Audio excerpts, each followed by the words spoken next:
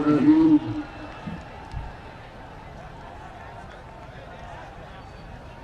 ایاک نعبد و ایاک نستعین میرے راوالی کے عظیم پاکستانیوں، میں آج آپ کے سامنے جو ملک کے حالات ہیں جس کی وجہ سے ہم آج اس راستے پہ حقیقی آزادی کی مارچ اسلام آباد میں جس وجہ سے لے کے جا رہے ہیں، میں سارے راوالی کے میرے باشعور پاکستانیوں، آپ نے میری یہ جو بات غور سے سننی ہے، کیونکہ میں چاہتا ہوں کہ جب میں اسلام آباد پہنچوں اور میں آپ کو کال دوں تو آپ نے میرے ساتھ مجھے اسلام آباد میں ملنے کے لیے اس ملک کی حقیقی آزادی کی جہاد لڑنے کے لیے آپ نے سب نے میرے پاس آنے ہیں۔ اب پہلی وجہ کیا؟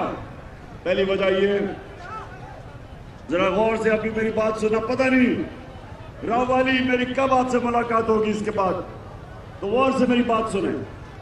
سب سے پہلے ایک چیز اپنے ذہن میں ڈال لیں کہ جب تک ایک معاشرے کے اندر انصاف نہیں ہوتا وہاں خوشحالی نہیں آتی۔ یہ ذہنوں میں ڈال لو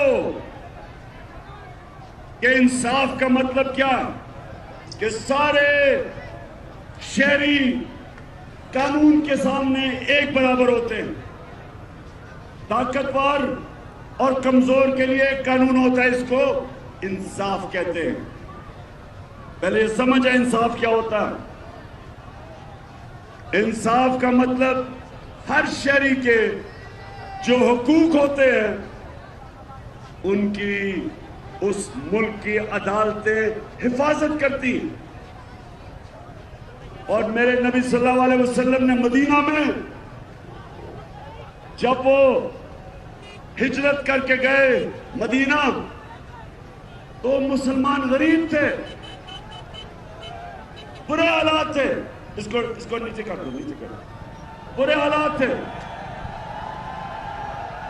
لیکن میرے نبی صلی اللہ علیہ وسلم نے سب سے پہلے عدل اور انصاف قائم کیا۔ خوشحالی بعد میں آئی، پہلے انصاف آیا۔ میرے سامنے سنگاپور ہم جاتے تھے، غریب علاقہ تھا، کہاں پاکستان اور کہاں سنگاپور، ہم سب سے تیزی سے ترقی کر رہے تھے 50 سال پہلے، 55-60 سال پہلے۔ سنگاپور آزاد ہوتا ہے، ایک ان کا لیڈر آتا ہے اور سب سے پہلے انصاف قائم کرتا ہے۔ سنگاپور میں سب سے پہلے کمزور اور طاقتور کے لیے ایک قانون بناتا ہے، کرپشن ختم ہو جاتی ہے۔ پاکستان آج ہماری اوسط آمدنی تقریباً $2000 ہے، سنگاپور اور ہماری اوسط آمدنی 55 سال پہلے ایک ہی جتنی تھی، کیونکہ سنگاپور میں انصاف قائم کیا۔ آج ہماری تقریباً $2000 ہے، سنگاپور کی $60,000 اوسط آمدنی ہے۔ آگے نکل گیا کیونکہ اس نے رحمت للعالمین، میرے نبی صلی اللہ علیہ وسلم سب انسانوں کے لیے رحمت بن کے آئے تھے۔ جو بھی ان کے راستے پہ چلے گا، چاہے وہ مسلمان ہو یا نہ ہو، اللہ کی نعمتیں برکتیں آئیں گی، خوشحالی آئے گی۔ وہ آگے نکل گیا۔ ہمارا سب سے بڑا مسئلہ، میں اپنے نوجوان کو بتانا چاہتا ہوں، سب سے بڑا مسئلہ یہ ہے کہ انصاف نہیں ہے۔ چھوٹا چور چوری کر کے جیل میں، اور بڑا ڈاکو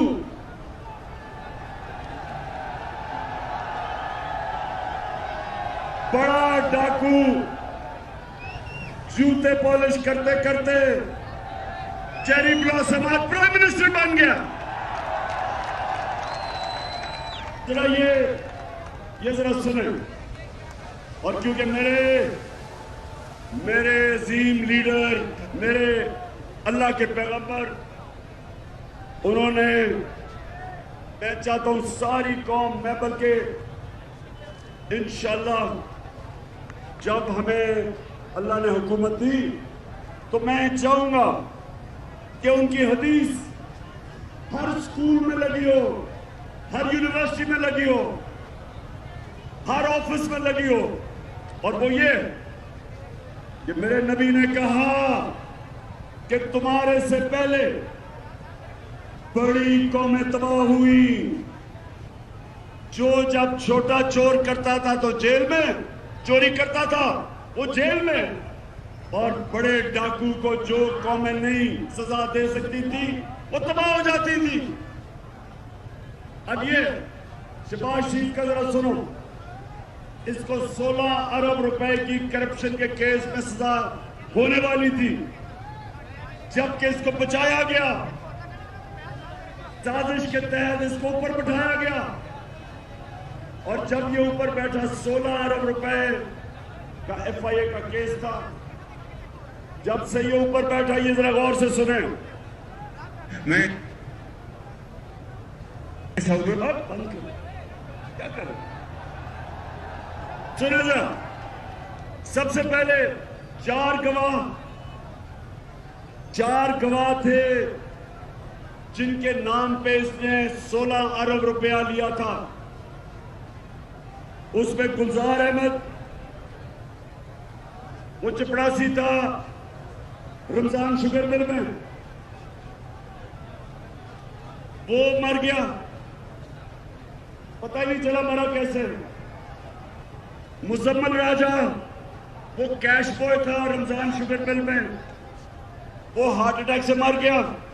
یہ 2 مہینے میں آتے ساتھ ہی، ان کے پہلے 2 مہینے میں وہ مرا. غلام صابر جو مزمل کا رشتہ دار تھا، وہ ہارٹ اٹیک سے مر گیا، بھائی تھا، وہ ہارٹ اٹیک سے مر گیا. مقصود چپڑاسی جس کے اکاؤنٹ میں 4 ارب روپیہ آیا تھا، 400 کروڑ روپیہ، وہ ہارٹ اٹیک سے مر گیا. ڈاکٹر رضوان جو ایف آئی اے کا انویسٹیگیٹ کر رہا تھا یہ کیس شہباز شریف کا اور بیٹوں کا، وہ انویسٹیگیٹنگ آفیسر، وہ ہارٹ اٹیک سے مر گیا. اور ایک اور جو انویسٹیگیٹ کر رہا تھا ندیم اختر، اس کو بھی ہارٹ اٹیک ہوا لیکن وہ بچ گیا. اب یہ سنیں، کسی اور ملک میں یہ ہوتا، میں یورپ کی بات کر رہا ہوں، میں ان ملکوں کی بات کر رہا ہوں جدھر انصاف ہے. ابھی انویسٹیگیشن ہونی تھی، اس کے اوپر انویسٹیگیشن ہونی تھی. کسی نے نہیں پوچھا کہ کیسے سارے لوگ جو گواہ تھے سب مر گئے. اور اس کے علاوہ رانا ثناء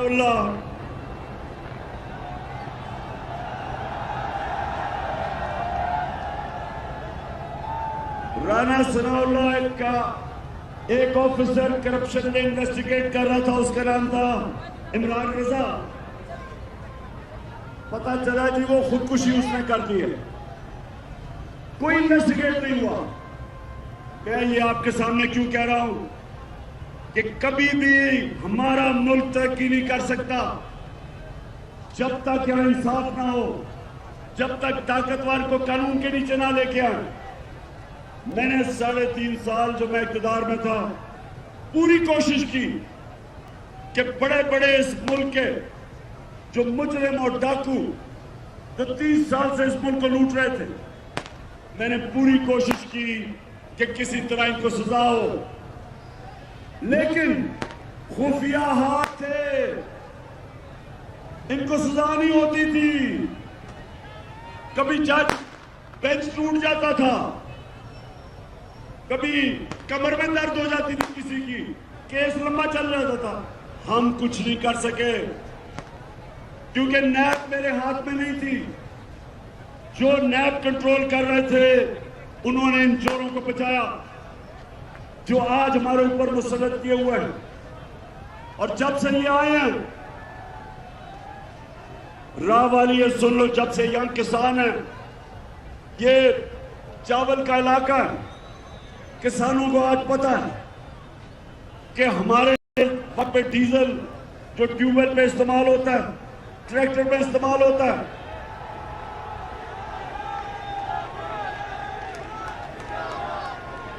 سوری میں غلط سے کہہ گیا، فضل الرحمان جو استعمال ہوتا ہے ان ساری چیزوں میں، 150 روپے لیٹر قیمت تھی فضل الرحمان کی جب ہم تھے 6 مہینے پہلے. آج 236 روپے پہ فضل کی قیمت اوپر چلی گئی ہے. پٹرول وہ بھی 150 روپے لیٹر. تو یہ جو ساری مہنگائی ہوئی ہے یہ جب سے چور اوپر مسلط کیے گئے. بجلی کے بل جو لوگوں کے پاس آ رہے ہیں، سب کو سوال پوچھنا چاہیے کہ کون سی قیامت آئی 6 مہینے میں کہ ساری چیزیں مہنگی ہو گئی. 50 سال میں سب سے زیادہ مہنگائی ہوئی.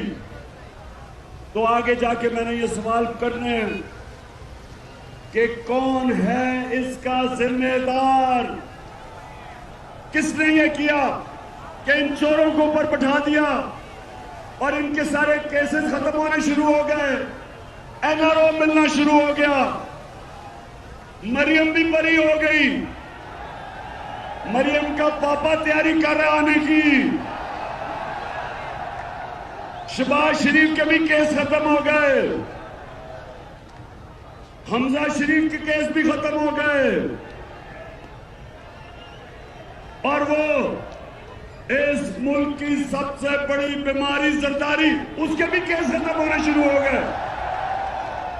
اب انہوں نے قانون ایسا بنا دیا ہے، راہ والی کے نوجوانوں یہ سمجھ لو، قانون اب یہ ہے کہ صرف چھوٹا چور پکڑا جائے گا. اب سے اگر میں بڑا ڈاکہ مارتا ہوں اور میں ملک سے پیسے باہر بھجوا دیتا ہوں، کوئی پاکستان کا قانون اب مجھے نہیں پکڑے گا. انہوں نے آ کے نیا قانون بنایا، انہوں نے قانون اب ایسے بنا دیے کہ صرف چھوٹے چور پکڑے جائیں گے. اس لیے انصاف کے لیے ہم سب آج اسلام آباد روانہ ہیں، کیونکہ یہ قوم محمد مصطفیٰ صلی اللہ علیہ وسلم کی امت ہے. دنیا کے عظیم ترین لیڈر کی ہم امت ہے. ہم بھیڑ بکریاں نہیں ہیں، ہم گائے بھینسیں نہیں ہیں کہ آپ لاٹھی مار کے کبھی ادھر موڑ دیں کبھی ادھر موڑ دیں.